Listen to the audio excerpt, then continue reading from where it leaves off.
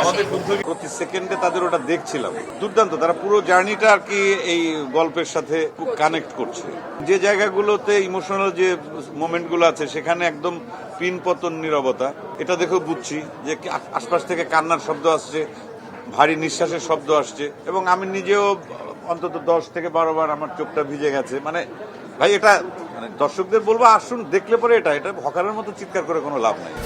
ডাক্তারের কোনো পুরুষ মহিলা নাই, ডাক্তার মানে ডাক্তার, ফুল স্টপ। আমি তো ইন্টারভেলের আগের পার্টটা দেখেছি বসুন্ধরা সিটিতে, ওই সময়টা হচ্ছে আমি একা দেখেছিলাম এবং আমি দর্শকদের সব রিয়াকশন অবজার্ভ করছিলাম। এখন ইন্টারভেলের পরে হচ্ছে যেহেতু আরো ক্রিটিক্যাল মোমেন্টগুলো আছে, তো সবকিছু মিলিয়ে খুবই ভালো লাগছে। তাই বলে কবিতা লেখার জন্য তোমার মন্ত্রিত্ব চলে যাবে?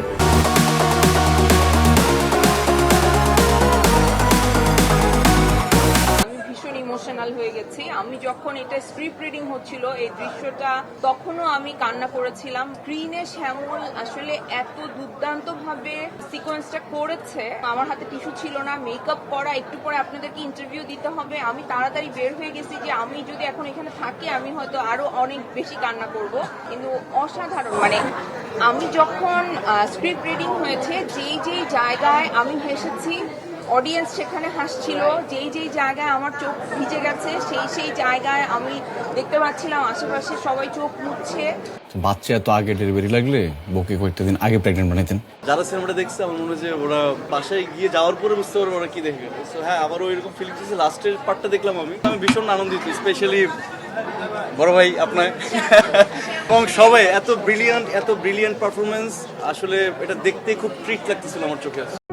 আমার রাতের ট্রেন, মা বলিলেন ঘুমো তুই, ডেকে দেব সময়ের আগে। বহুদিন কেটে গেছে, এখনো সময়ের আগে, সবাই আমাকে কেন ডাকে। Thank you.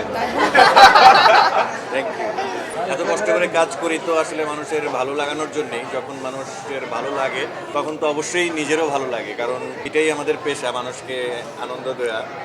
তো সেই জায়গা থেকে ঠিকঠাক মতো হয়তো আমি আমার ক্যারেক্টারটা করতে পেরেছি।